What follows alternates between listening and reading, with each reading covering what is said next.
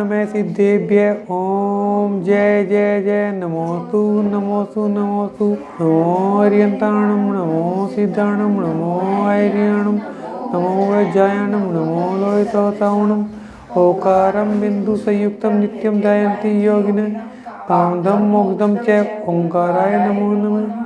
अविरल शब्द गणोत्प्रक्षालित सकल भूतल मल कलंका मुनिवीर उपासित तीर्था सरस्वती हतु नो दुरितान् अज्ञानं तिमिरन्धानां ज्ञानाञ्जन शलाकया चक्षुरुन्मिलितं येन तस्मै श्री गुरुवे नमः। श्री परम गुरुवे नमः। परम्पराचार्य श्री गुरुवे नमः। सकल कलुष विध्वंसकं शेषां परिवर्धकं भगवजी मनः प्रतिबोधकारकमिदं शास्त्रं श्री परम्पराणां देयम् अस्य मूल ग्रंथकर्तारः श्री सर्वज्ञ देवा तदुत्तर ग्रंथकर्तारः श्री गंधर्व देवा प्रतिगंधर्व देवा तेषां मनोदुसार माध्यम श्री प्रविशेन आचार्येण विरचितं सर्वेश्वतारः साधान्त्या सर्वन्तु मंगलम भगवान वीरो मंगलम गौतमो गणि मंगलम पूर्णपूर्णाद्य जैन धर्मोस्तु मंगलम सर्वमंगल मांगल्यं सर्वकल्याणकारकं प्रधानं सर्वधर्माणां ज्ञानं जयतु साधनं ज्ञानं जयतु साधनं ज्ञानं जयतु साधनं। इसमें जो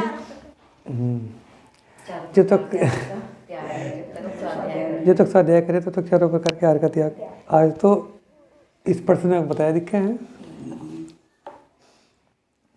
ये बात आई थी कि आखिरकार रावण ने इंद्र पर, और इंद्र एक विद्याधर का नाम है, वो स्वर्ग का राजा इंद्र नहीं है, विद्याधर का नाम है। आखिरकार उसने इंद्र पर विजय प्राप्त कर ली। जो इंद्र के पिता थे सहस्रार, उसने जाकर रावण से रिक्वेस्ट की कि वह उनको छोड़ दें, तो रावण ने भी उन्हें सह सम्मान छोड़ भी दिया और उसे अपने भाई का दर्जा भी दिया, और उनको वापस विदा करने के लिए बहुत आगे तक उनके साथ साथ गए रावण ने मतलब बहुत सम्मान किया उनका, और सम्मान के साथ उनको विदा किया। और साथ में ये तक उन्होंने कहा कि अगर इंद्र चाहे तो जो उसका राज्य है वो तो वापस कर ही दिया, और भी अगर उसकी किसी चीज़ को प्राप्त करने की इच्छा है वो भी उसको देने के लिए तैयार है। लेकिन सबसे बड़ी बात यह है, इन महापुरुषों के चरित्र में एक चीज़ देखने को मिल रही है, ये हम लोग इन सब चीज़ों से हमारे जीवन में क्या कितनी घटनाएं घट जाएं, हम उनसे कुछ सीखते नहीं। अगर ये संकट हट जाते हैं फिर हम अपने जीवन में व्यस्त हो जाते हैं, और ये अब इन सब चीज़ों से इनके मन में वैराग्य की अनुभूति होती है। ऐसे ही इस घटना से इंद्र के मन में भी वैराग्य उत्पन्न हो गया। इन जयंत अपना पुत्र, जयंत उसका पुत्र था, एवं लोकपालों के साथ सहस्रार इंद्र का पिता विजयार पर्वत पर रतनपुर पहुंचे। रतनपुर इनका अपना देश है। किसका? इंद्र का। सब कुछ उसी तरह से विद्यमान था। रावण ने कुछ चीज कम नहीं की उनकी, रावण ने उनको सब कुछ वापस कर दिया। सब कुछ उसी तरह से विद्यमान था। राजसभा में सब अपने नियत स्थानों पर विराजमान हुए। लोकपाल अपने स्थानों पर विराजे, परंतु मांग भंग के कारण, मांग भंग किसका हुआ? मान भंग का मतलब क्या है? तो था ही। हाँ, उसका गर्व जो चूर चूर हुआ था। और देखो, वेदनीय कर्म की दो स्थितियां हैं, एक तो साता वेदनीय, एक असाता वेदनीय। साता वेदनीय का क्या मतलब है?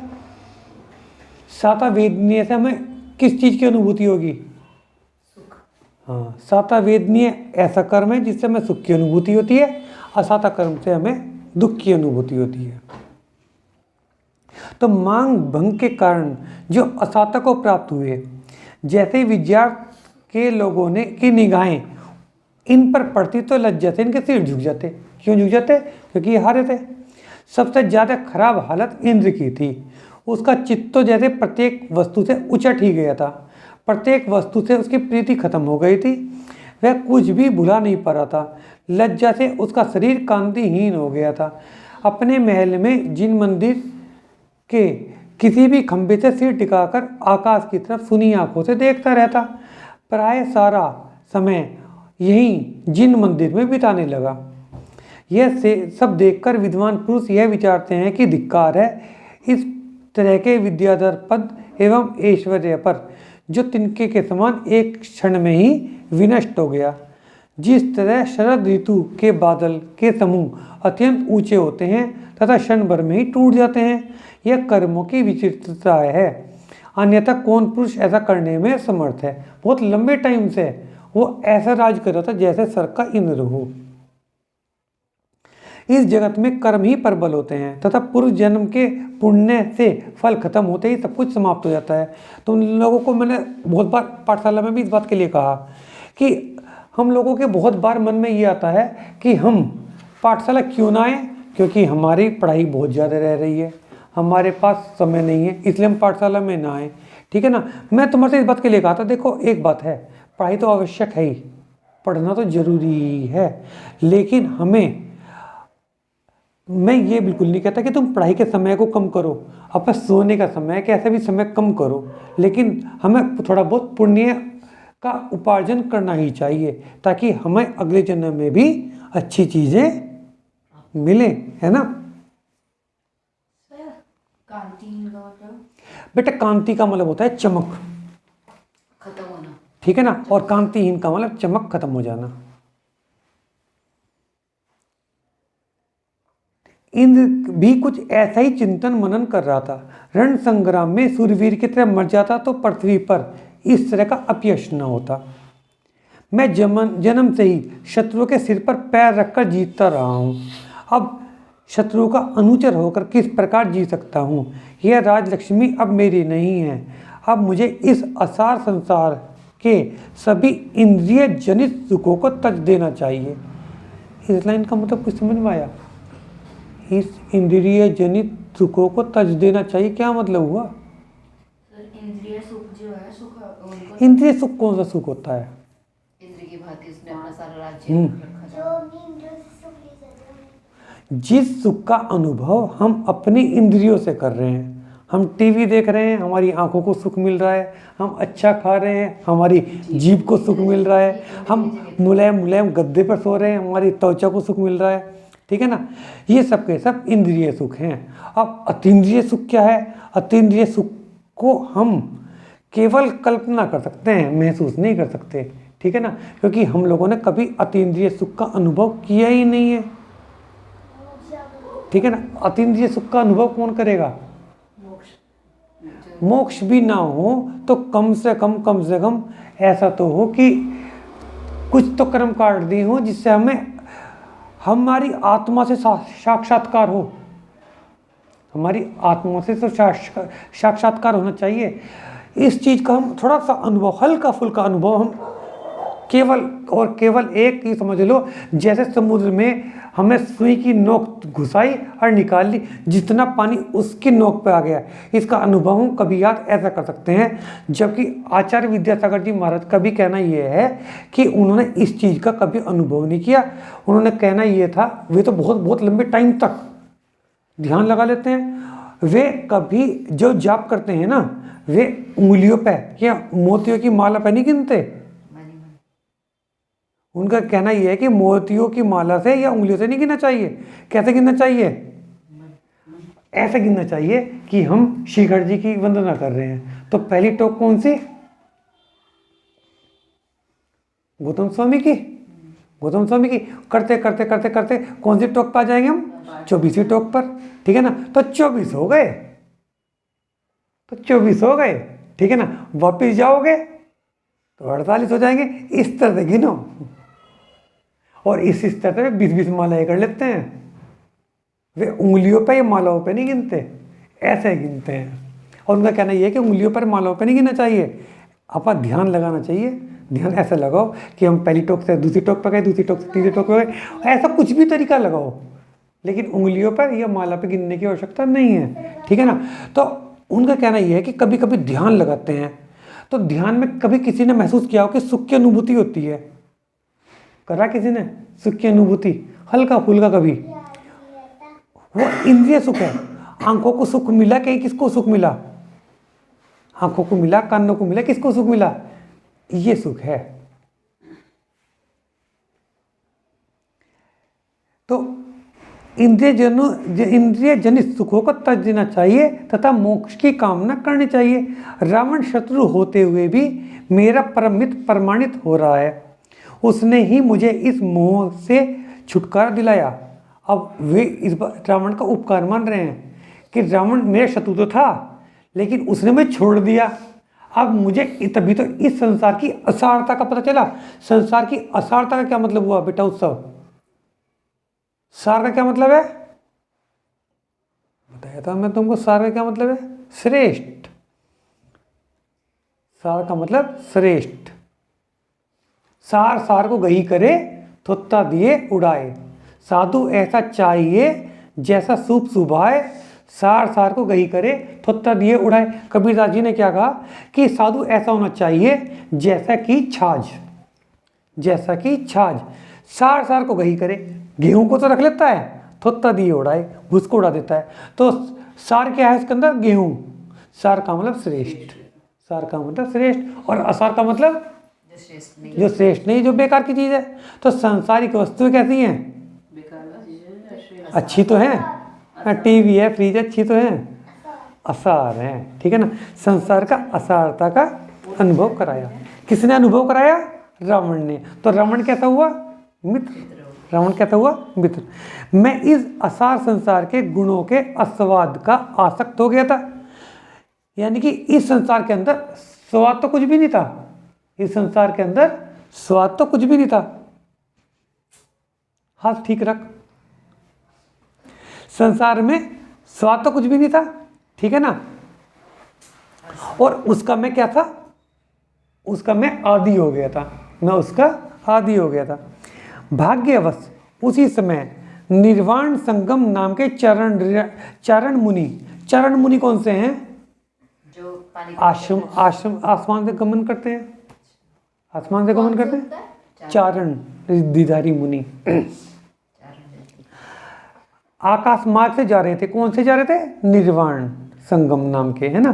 परंतु चैताल्य के प्रभाव से ऊपर से नहीं जा सके। जो ये मुनि है ना, मंदिर के ऊपर को या कोई नीचे साधु तपस्या करे तो उसके ऊपर को नहीं जा पाते, ठीक है ना। साइड में को तो जा सकते हैं, उनके ऊपर को नहीं जा सकते। नीचे क्या था? चैताल्य थे। तो चैताल्य को ऊपर को जा ना सकते थे वे, तो वे नीचे उतर आए दर्शन करने के लिए, नीचे आ गए। देव दर्शन के लिए नीचे उतरे।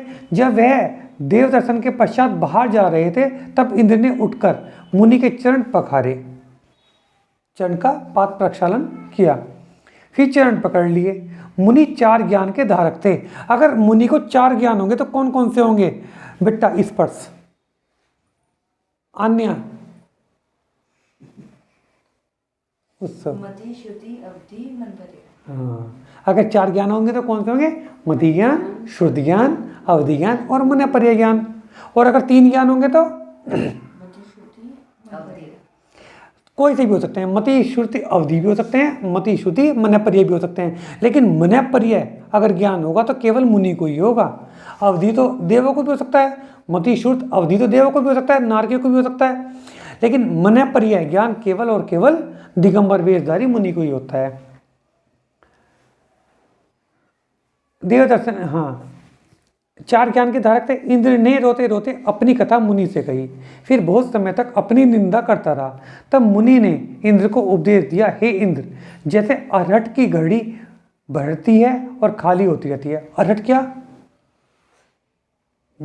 तुमने देखा होगा कभी कभी पिक्चर में, एक नीचे कुआं सा बना देते हैं खेतों में, और ऊपर उसके ऊपर पहिया सा घूमता है, उसमें पहिए में बाल्टियाँ लगी होती हैं, ठीक है ना। और वे जब घड़े उसमें को जाती हैं, कुएं में को जाती हैं, तो बाल्टी भरती रहती हैं और फिर वे पलटती रहती हैं, खाली होती रहती हैं। तो इसका उदाहरण दिया उन्होंने।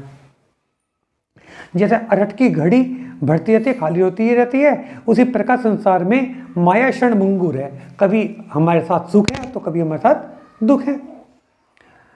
इसमें कोई आश्चर्य नहीं है। मुनि से धर्मोपदेश सुनकर इंद्र ने अपने पूर्व भव के बारे में जानना चाहा तो मुनि ने बताया। अब इनके पूर्व जन्म की कहानी आ रही है। मुनि निंदा के कारण शिखापद नाम के एक नगर में महान दरिद्री कुलवती नाम की एक महिला उत्पन्न हुई। इंद्र के बारे में बता रहे? इंद्र का पूर्व भव। ये बता रहे थे कि है ना, एक कोई शिखापत नाम के नगर में एक कोई बहुत ज़्यादा गरीब कुलवती नाम की महिला थी, और उसने क्या करा था, पहले जन्म में मुनि निंदा की थी। पतली दुबली छोटी छोटी आंखें, चपटी नाक, अनेक रोगों का शरीर तथा लोगों की झूठन खाकर अपने जीवन का यापन करती थी। फटे पुराने चीथड़े कपड़े देखने में भी जिनको घिन आती थी, परंतु एक बार किसी शुभ मुहूर्त में अनशन व्रत लिया, अनशन व्रत का मतलब उपवास लिया, तथा प्राण त्याग कर किम पुरुष देवलोक में शीलधरा नाम की किन्नरी बनी, देवी बनी। वहां से चहकर महाविदेह क्षेत्र के रतन संचय नगर के मणि नाम मंत्री तथा उनकी पत्नी गुणवती के सामंत वर्धन नाम के पुत्र के रूप में जन्म लिया। अभी तक तो वो स्त्री बनती आ रही थी, अब वो पुत्र बनी। पिता के साथ ही वैराग्य लेकर अति तीव्र व्रतों का पालन किया उस पुत्र ने, और शरीर त्याग कर नवग्रहवक गई। देखो मैं तो मुझसे क्या कहा था कि नवग्रहवक तक भी जा सकते हैं, लेकिन नवग्रहवक में केवल और केवल दिगंबर वेश से जा सकते हैं, केवल और केवल दिगंबर वेश से। और वहां पर मिथ्या दृष्टि भी हो सकते हैं, सम्यक दृष्टि भी हो सकते हैं, है ना, दोनों तरह के हो सकते हैं। और वहां पर अहमिंद्र, नवग्रहवक में सबके सब अहमिंद्री होते हैं। वहां पे ऐसा नहीं कि देवियां भी होंगी, देवियां भी नहीं होती, और ना कोई छोटा ना कोई बड़ा, सबके सब अहमिंद्री होते हैं। के सुखों का बहुत समय तक भोग किया। फिर राजा सहस्रास विद्याधर तथा रानी हृदय सुंदरी के पुत्र इंद्र के रूप में तुमने जन्म लिया। नवग्रहवक से आया था ये इंद्र, जन्म लिया, और इस रतनपुर में जन्म लेकर पुण्य बल से विद्याधरों के अधिपति इंद्र कहलाए। सुख भोगा। अब तुम व्यर्थ ही शोक कर रहे हो तथा खेद कर रहे हो। जो विद्या में श्रेष्ठ था वह जीत गया। इसलिए हे इंद्र, कोई बुद्धिहीन ही ऐसा होता है जो बोता कुछ है और अभिलाषा किसी और चीज को पाने की रखता है। कितने अच्छे सेंटेंस है। हम इसके लिए हम कौन सी कहावत यूज करते हैं? हम इसके लिए कहावत यूज करते हैं, जब बोया पेड़ बबूल का तो आम कहाँ से हो। इसके लिए हम ये शब्द यूज करते हैं ना, कि बोया कुछ है और पाने की कुछ और अभिलाषा कर रहे हैं। यह प्राणी जैसे कर्म करता है वैसे ही फल भोगने पड़ते हैं। तुम्हारे पूर्व जन्म के पुण्य का योग खत्म हो गया है, इससे तुम्हारी शक्ति कम हो गई है। कोई भी कार्य बिना कारण नहीं होता, इसमें कोई आश्चर्य नहीं करना चाहिए। तुमने कुछ अशुभ कर्म इस जन्म में किए जिससे अपमान रूपी फल पाया। रावण तो निमित्त मात्र है। तुमने अज्ञान में जो भी कुछ अशुभ किया है उसका तुम्हें पता ही नहीं है। तुमने अपने ऐश्वर्य में बहुत लंबा काल व्यतीत किया है जो तुम्हें याद भी नहीं है। पर मैं तुम्हें बताता हूँ, तुम ध्यान से सुनो। अब इसने कहाँ कहाँ अशुभ कर्म किए ये बताएंगे, ठीक है ना बेटा। हम जो भी सुख भोगते हैं वो हमारा किसी की देन नहीं है, भगवान नहीं देते। वे सबके सब हमारे पहले जन्म के शुभ कर्म थे, और हमें आगे भी बोते रहने चाहिए। हमें आगे निश्चित रूप से बोलने चाहिए, तभी हमें आगे के भी अच्छे फल मिलेंगे, है ना। अरिंजे के वहनी वेग विद्याधर राजा था।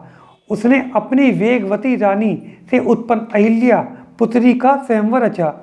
दोनों श्रेणियों के विद्याधर अति अभिलाषी होकर अलंकृत होकर वहां एकत्रित हुए। तुम भी वहां अपने वैभव के साथ पहुंचे थे। वहां एक बहुत धनी चंद्रावर्त नाम का राजा आनंद माल भी आया हुआ था। अहिल्या ने आनंद माल को चुना और उन दोनों की शादी धूमधाम से हो गई। वे मन वांछित सुख भोगते हुए रहने लगे, परंतु तुम्हारे मन में फांस पड़ गई और ईर्ष्या करने लगे। तुमने उसे अपना दुश्मन मान लिया। समय उपरांत आनंद माल की बुद्धि का उदय हुआ कि यह संसार असार है, क्षणभंगुर है। उसने सब कुछ त्याग कर वैराग्य धारण किया और कठोर व्रत करने के लिए जंगल में रहने लगा। एक दिन जब वह हंसावली नदी के किनारे रथावर्त नामक पर्वत पर कायोत्सव कर रहा था, तो तुमने उसे देखकर उसकी हंसी उड़ाई कि अब अहिल्या के साथ रमण क्यों नहीं करता। विरक्त होकर पत्थर जैसा निश्चल होकर यहाँ क्यों बैठ गया है। जीव का चित्त तत्वार्थ के चितवन में लगा है तथा अत्यंत ही स्थिर है, ऐसे मुनि रूपी जीव का तुमने उपहास किया। इसने किसी जन्म में उपहास करा होगा, उसे तो पता भी नहीं चला, परंतु उसका भाई जो निकट ही बैठा था उसने तुमको रोका था और कहा था इस निरपराध महामुनि का तुमने उपहास किया है, इसलिए तुम्हारा भी पराभव होगा। तब तुम्हारी पत्नी ने जो तुम्हारे साथ थी, जो सम्यक दर्शन प्राप्त साधना की महाभक्ति, उस भाई कल्याण मुनि को अपनी भक्ति से, अपने वचनों से शांत किया।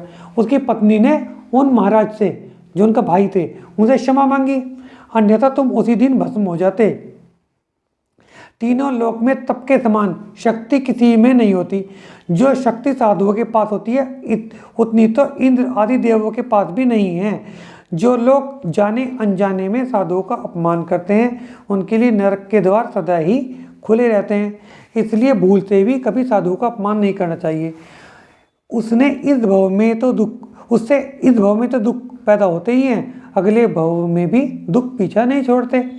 महामुनि के मुख से राजा इंद्र ने अपने पूर्व भव और वर्तमान भव में हुए अपराध के बारे में जानकर चकित हुआ। नमस्कार कर विनयपूर्वक मुनि से कहने लगा, हे भगवान, आपके प्रसाद से मैंने उत्तम ज्ञान पाया। सारे पाप क्षण भर में ही समाप्त हो गए। साधुओं की संगति से अच्छा इस जगत में कुछ भी नहीं है। आपके प्रसाद से जो मैंने अनंत जन्मों में भी नहीं पाया, वह आत्मज्ञान मुझे मिल गया है। मुनि तो आकाश मार्ग से विहार कर गए। इंद्र ने गृहस्थ आश्रम छोड़कर वैराग्य ले लिया, दीक्षा लेकर सब परिग्रह का त्याग किया। राजा इंद्र ने बहुत समय तक तपस्या की और कर्म का विनाश करता गया तथा निर्वाण पद को प्राप्त किया। मोक्ष भी हो गया उनको। और है ना, ठीक है। जिनवाणी जग मैया जन्म दुख में दो, जिनवाणी जग मैया जन्म दुख में दो, जन्म दुख में दो, मरण दुख में दो, जिनवाणी जग मैया जन्म दुख में दो। समोसण सा महल तुम्हारा गंधर जैसे भैया, समोसण सा महल तुम्हारा गंधर जैसे भैया, खून खून से पुत्र तुम्हारे तीर्थंकर से सैया, जन्म दुख में दो, जिनवाणी जग मैया जन्म दुख में दो। सात तुझे द्रव्य बताए हो उपकारी मैया, सात तुझे द्रव्य बताए उपकारी मैया, जो भी शरण में आया उसकी पार लगा दो नैया, जन्म दुख में दो, जिनवाणी जग मैया जन्म दुख में दो। संकट मोचन नाम तुम्हारा तुम हो जग की मैया, संकट मोचन नाम तुम्हारा तुम हो जग की मैया। हाथ जोड़कर शीश नवाऊं पढ़ूं तुम्हारे पैया, जन्म दुख में दो, जिनवाणी जग मैया जन्म दुख में दो। या वाणी के ज्ञान से सूझे लोकालो, सो वाणी मस्तक नमो सदा दे तू लोक। हे जिनवाणी भारती कोई रघुदिन है, जो तेरी शरण आ गए तो पावे सुख।